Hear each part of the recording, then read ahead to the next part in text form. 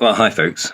You can see that I'm here sitting by the beach in Bournemouth, the palms waving. Well, part of that's true. I am in Bournemouth, but those of you who know Facebook will know more than anything that everything isn't always as it seems and looks. I'm sitting in the cabin. This is the shower curtain that we use to give ourselves a sort of lovely backdrop when we're sitting out here in our little garden. It's Maundy Thursday. The sort of lockdown continues. Our thoughts are with those who have lost loved ones, those who are working hard. A number of our family, I guess like many of yours, are linked to the National Health Service in some way or another. But I wanted to just do a bit of a reflection, slightly longer than last time. Feel free to share it if you want to at any point. Maundy Thursday, I feel that the sort of run-up to Easter, the last few days of Jesus' life, are full of ironies. And I think one of the saddest is on Maundy Thursday. I love the whole thing of it's the day that Jesus had a special supper, and what we Christians have since called communion. He sort of did bread and wine and talked about the purpose of it. He washed their feet, amazing example of servant leadership.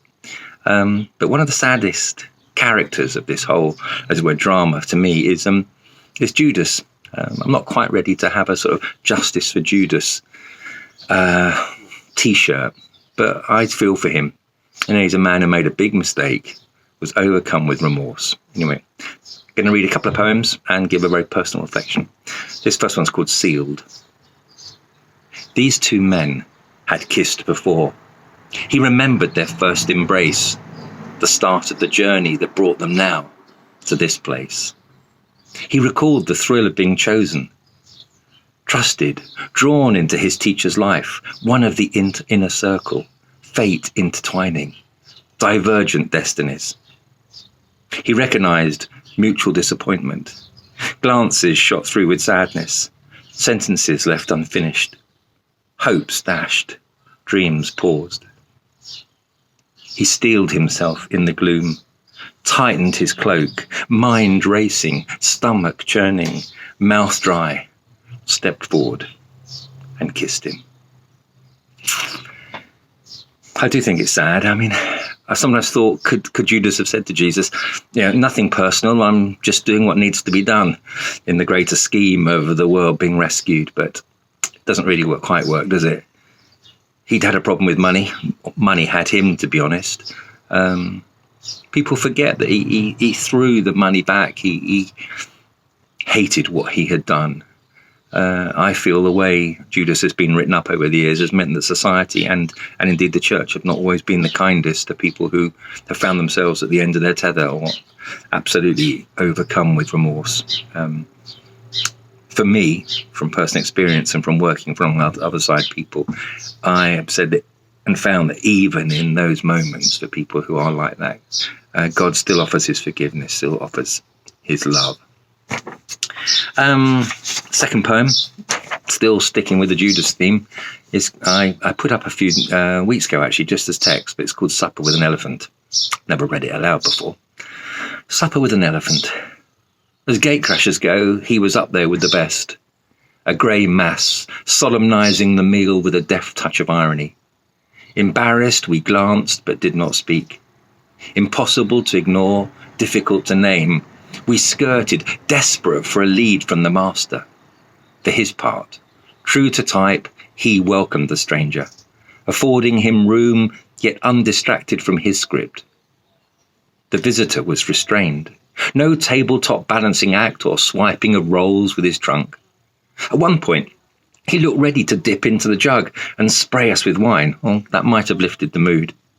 He watched, passive, indifferent as our feet were washed. A spectator, bent on remembrance.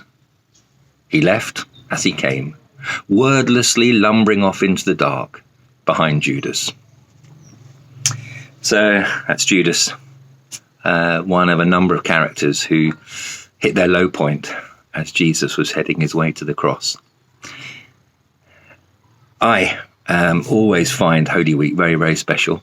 It's a long time ago now, almost half a century since on one Good Friday, as a young man, outwardly confident but inwardly confused, certainly feeling guilty and certainly frightened of dying.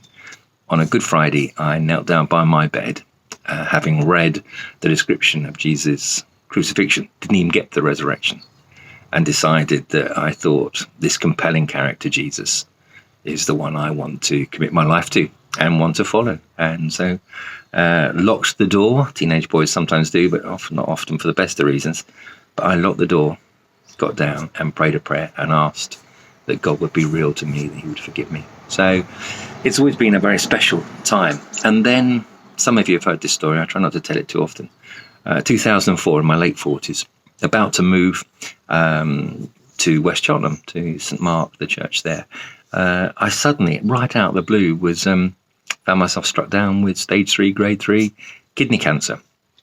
I had a big operation. It worked well, but 2 days after the operation was Maundy Thursday 2004, and I had been scheduled to speak about when Jesus washed his disciples' feet on Maundy Thursday at an ecumenical big Christian event that had meant a lot to us over the years, called Spring Harvest. Anyway, obviously I wasn't able to be there, and I remember waking up on Maundy Thursday 2004. I'll never forget it, because I was lifted from my bed, which needed changing, etc., to sit in a seat in the little cubicle I was in. I was attached with drips and stuff left, right and centre. I was 2 days post-op and still pretty poorly, to be honest. And a lady stuck her head round the sort of flimsy sheet that guards your cubicle, looked at me. I was there in my gown, all these wires, anti-DVT stockings on my feet, feeling awful. And she said, "Oh, love, look at the state of you. Would you like me to wash your feet?" It's the only time it happened during my hospital stay. I sat there with quiet, silent tears, the ones that come from a very deep place, rolling down my cheeks. And I said to her, "You don't know what I do, but tonight I was due to speak to a large number of people about when Jesus did this for his friends." For Kathy, my wife, and I, it was a sort of tangible token at the time that God hadn't sort of taken his hand off us, as it were. He never does, but when you're right in it, it feels like it sometimes. So I hope that encourages you, that even if you're really sort of going through it at the moment, either because of external circumstances or because of turmoil inside, a bit like Judas, that God's love will reach you. None of us are beyond that point. None of us are out of his reach.